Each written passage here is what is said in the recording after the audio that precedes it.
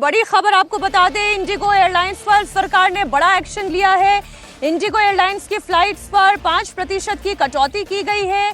Indigo के winter schedule में भी कटौती की गई है। इस वक्त की बड़ी खबर आपको बता दें, इंडिगो एयरलाइंस पर सरकार का बड़ा एक्शन। इंडिगो की फ्लाइट्स पर 5% की कटौती की गई है। आज वो इंडिकेशन एनडीए संसदीय दल की बैठक में प्रधानमंत्री नरेंद्र मोदी कह रहे थे कि कोई भी नियम आम व्यक्ति को के हित को देखते हुए बनाया जाए, कोई भी नियम ऐसा ना बनाया जाए जिससे आम व्यक्ति को कोई परेशानी हो।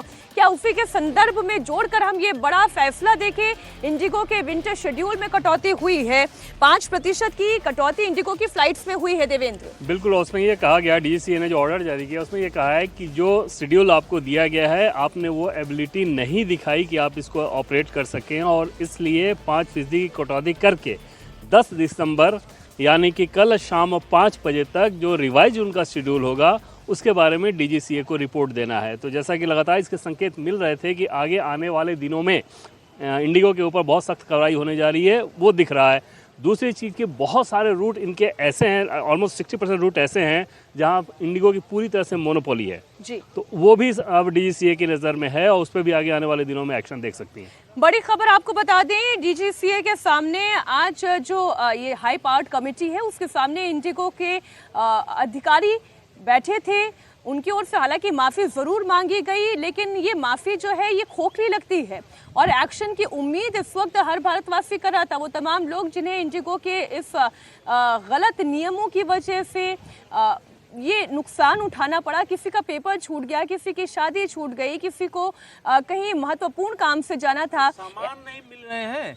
आपको एयरपोर्ट पर कुछ लोगों ने अपना सामान बुक करा दिया जी। और 1-2 संख्या नहीं है, कई लाख लोग इसके लिए छटपटा रहे हैं और सामान उनको वापस नहीं मिल रहा है। मैं एक रिपोर्ट देख रही थी, एक स्टूडेंट बोल रहा है कि मेरा जुडिशरी मेंस का पेपर है, जुडिशरी मेंस का पेपर है और मैं देने नहीं जा पा रहा हूँ, और अब मेरे पास कोई और सुविधा बची नहीं है कि मैं पहुंच पाऊँ और अपना एग्जामिनेशन दे पाऊँ। मैं सू करूंगा, मैं केस करूंगा इंडिगो एयरलाइंस पर।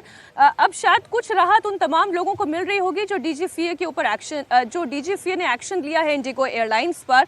आपको बता दें, अभी तक इंडिगो ने 827 करोड़ रुपए का रिफंड किया है।